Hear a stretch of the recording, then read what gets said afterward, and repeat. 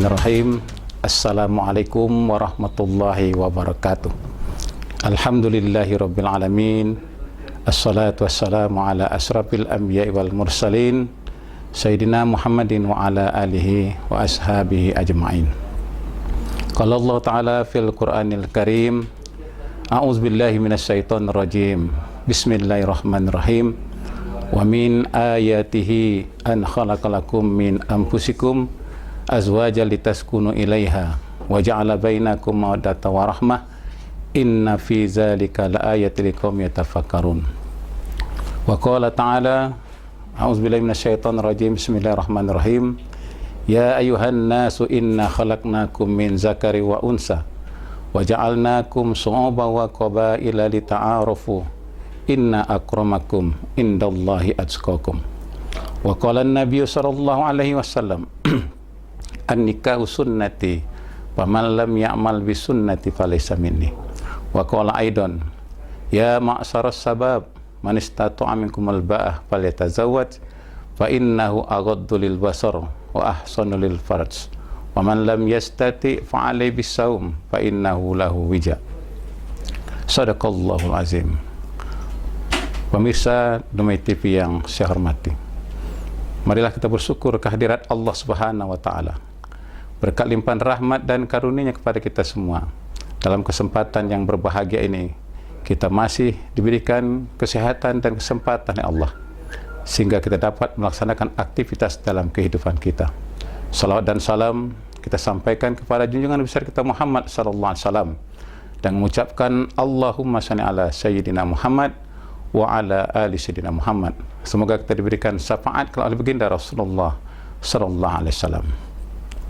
Pemirsa Dumai TV yang saya hormati, terlebih dahulu saya mengucapkan terima kasih kepada panitia Majelis Dakwah Islam Indonesia yang dalam kesempatan ini bekerja sama dengan Dumai TV dan Dinas Kesehatan dalam rangka melaksanakan kegiatan dakwah, sosialisasi, edukasi gugusan new normal. Pemirsa Dumai TV yang saya hormati, sebagaimana kita ketahui bahwa bangsa Indonesia saat ini diberikan ujian oleh Allah, diberikan wabah yang bernama COVID-19 atau virus corona. Beberapa bulan terakhir ini bangsa Indonesia sudah mengalami berbagai kondisi. Kemarin kita masuk dalam tatanan PSBB, pemberlakuan berskala besar. Pada waktu PSBB, seluruh kegiatan baik di pemerintahan maupun di luar pemerintahan, pemerintah menegaskan kepada kita bahwa seluruh kegiatan dilakukan di rumah saja. Kerja di kantor bisa dilakukan di rumah saja. Yang tidak berkepentingan tidak boleh keluar rumah. Hal ini dilakukan oleh pemerintah adalah dalam rangka menjaga penyebaran virus corona ini tidak menyebar kemana-mana. Alhamdulillah, setelah kita melewati PSBB, khususnya Kota Dumai yang terserang virus corona, di Kota Dumai pada saat ini adalah 0. Akan tetapi meskipun dalam keadaan kondisi 0, artinya tidak ada yang dirawat di rumah sakit, tapi kita jangan lupa bahwa virus corona itu tetap ada dan kita tetap waspada.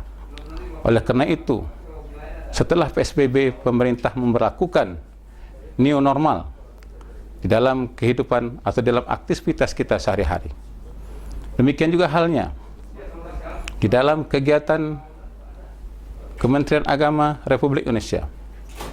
Di dalam pernikahan juga diberlakukan new normal.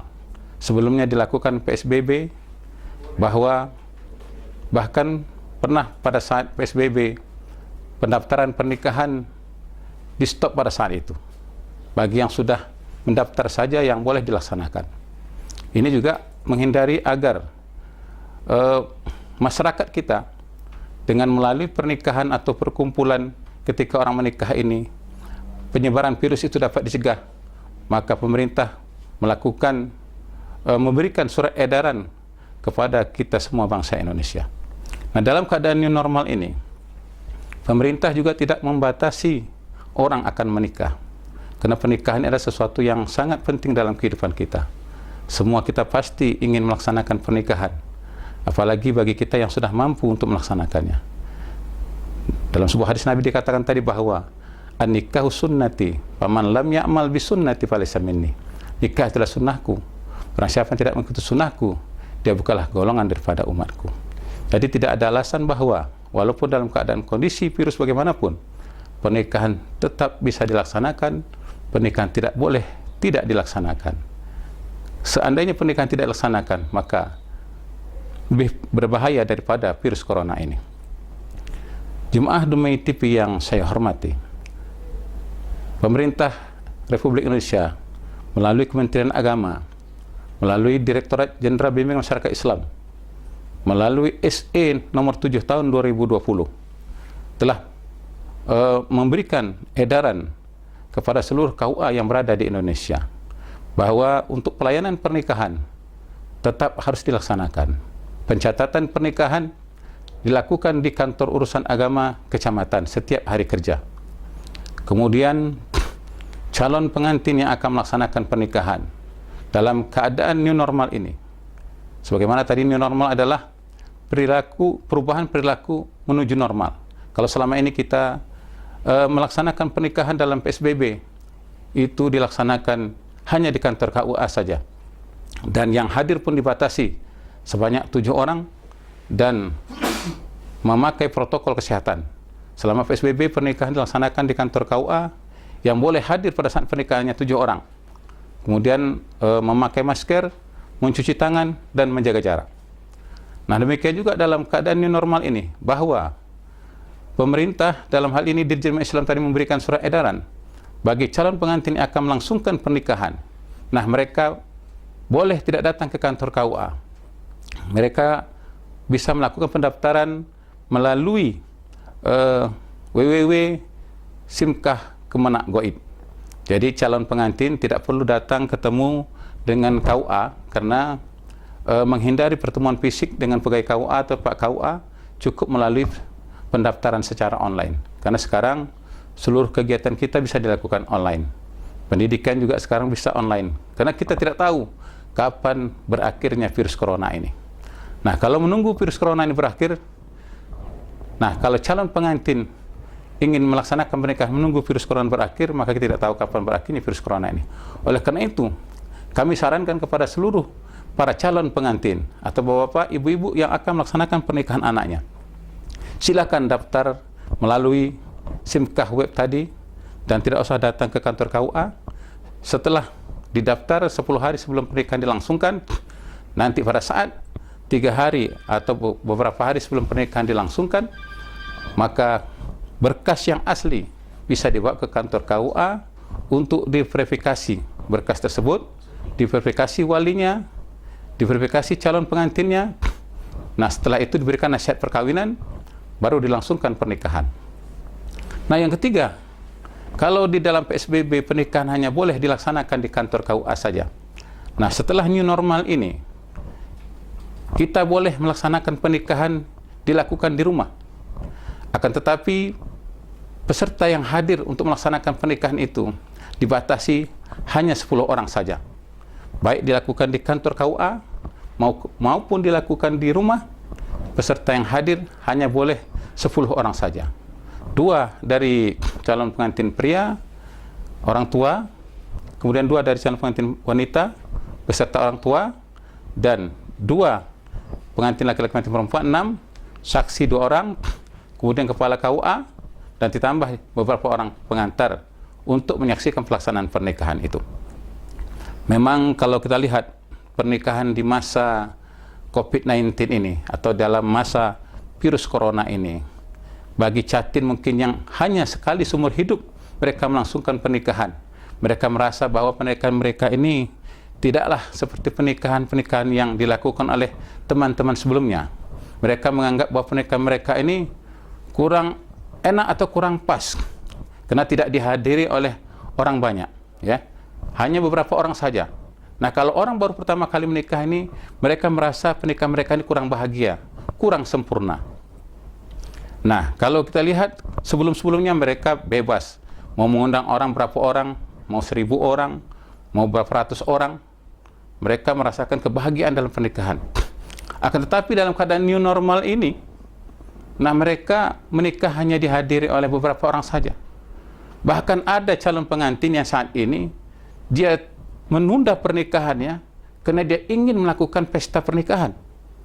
Tapi kita sampaikan, sampai kapan new normal ini kita belum tahu, ya. Karena virus corona ini tetap ada di tempat kita ini. Bahkan pemerintah menyuruh kita dalam perilaku kehidupan kita sehari-hari, pakai masker, kemudian kita cuci tangan dan jaga jarak dengan sesama kita. Nah, kami menyarankan kepada calon pengantin yang sudah mendaftar pernikahan, jangan ditunggu pesta pernikahan akan dilaksanakan, tetapi laksanakanlah pernikahan itu di kantor KUA atau dilaksanakan di rumah dengan protokol kesehatan, dengan jumlah yang sudah dibatasi. Karena kalau kita tidak mengikuti protokol kesehatan dan tidak mengikuti aturan yang telah ditetapkan oleh pemerintah, berarti kita melanggar aturan itu. Nah, kebahagiaan dalam sebuah rumah tangga itu, bahwa saya katakan tadi bahwa saya akan menyampaikan judul dengan pernikahan di tatanan new normal menuju keluarga sakinah, mawaddah, warahmah. Pemirsa Dumai TV yang saya hormati, bahwa pernikahan ini adalah merupakan sesuatu yang sangat sakral. Untuk membentuk sebuah keluarga atau rumah tangga, tentu diawali dengan pernikahan.